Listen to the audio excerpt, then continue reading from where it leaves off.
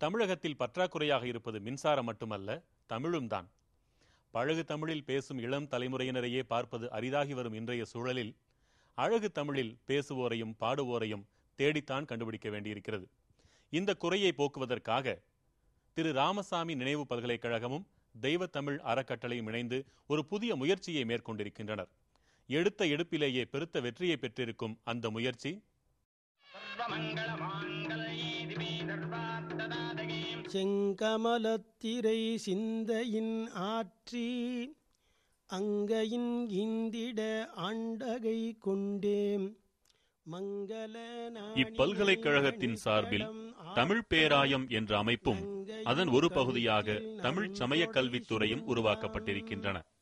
இதன் நோக்கம் தமிழர்கள் தமிழிலேயே இறைவனை வழிபடவும், தமிழக சமய வரலாற்றை தெரிந்து கொள்ளவும், வாழ்வியல் சடங்குகளை தமிழிலேயே மேற்கொள்ளவும் செய்வது. இங்கு வழங்கப்படுவனவற்றில் அருட்சுணைஞர் பட்டயக் கல்வி மற்றும் ஓதுவார் பட்டயக் கல்வி போன்றவை குறிப்பிடத்தக்கவை. இவர்கள் நான் வெறும் மாணவர்கள் என்று நினைக்கத்தக்கவர்கள் அல்ல.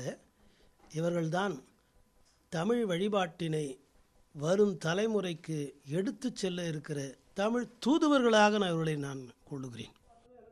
ஒரு குழந்தை பிறந்து அதை தொட்டிலில் இட்டு பெயரிடுவதிலிருந்து இடையில் மணமுடிப்பது, இறுதியில் திருவடிப்பேறு வரையிலான சடங்குகளையும், அன்றாடம் இல்லங்களில் நடத்தும் நித்திய பூசைகளையும், கருவறை வழிபாடுகள், திருக்குட நன்னீராட்டுகள் உள்ளிட்ட ஆலய வழிபாடுகளையும் தமிழிலேயே செய்வதற்கு இங்கு பயிற்றுவிக்கப்படுகிறது.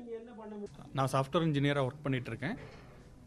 இந்த பட்டய படிப்பு என்னுடைய மன நிறைவுக்காகவும் தமிழில் வழிபாடு செய்வதற்காகவும் நாங்கள் பார்ட் டைமில் கலந்து படித்து கொண்டிருக்கிறேன். வடமொழியில் மிக பெரும்பாலான விஷயங்கள் நான் மனப்பாடம் பண்ணி வச்சிருக்கேனே தவிர தமிழ் அர்த்தம் தெரிய மாட்டேங்குது.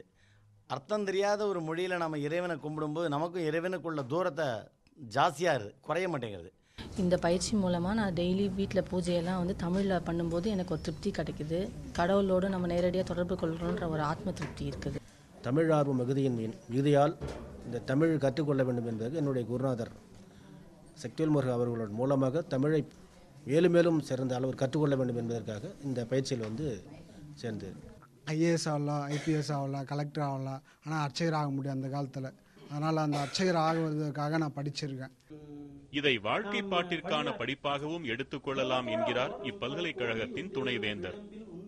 தமிழகத்திலேயே ஏராளமான வேலை வாய்ப்புகள் இருக்கின்றன, கோவில்களிலும் மற்ற குடும்ப நிகழ்ச்சி நடத்துவதற்கும். அத்துடன் மொரீஷியஸ், தென்னாப்பிரிக்கா, மலேசியா போன்ற நாடுகளெல்லாம் இவர்களுடைய தேவை மிகுதியாக இருக்கின்றது. இவர் கூறியதை மெய்ப்பிப்பது போல இல்லச் சடங்குகளில் தமிழ் முறைகளை மக்களும் மகிழ்ச்சியோடு வரவேற்கின்றனர்.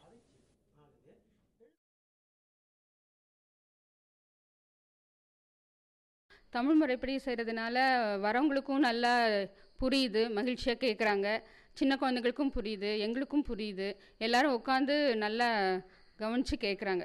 ஆனால் எங்கள் குடும்பத்தை பார்த்திங்கன்னா எல்லா நிகழ்ச்சிகளும் திருமணம், நிச்சயதார்த்தம், புதுமனை புகழ்விழா போன்ற எல்லா நிகழ்ச்சியிலும் தெய்வத்தமிழ் தான் செய்து வருகிறோம். பிறமொழி வழிபாடு என்பது பசும்பால் என்றால், தாய்மொழி வழிபாடு என்பது தாய்ப்பால் என்பதை இளைய தலைமுறையினருக்கு உணர்த்துவதாக இருக்கின்றன இப்படிப்புகள்.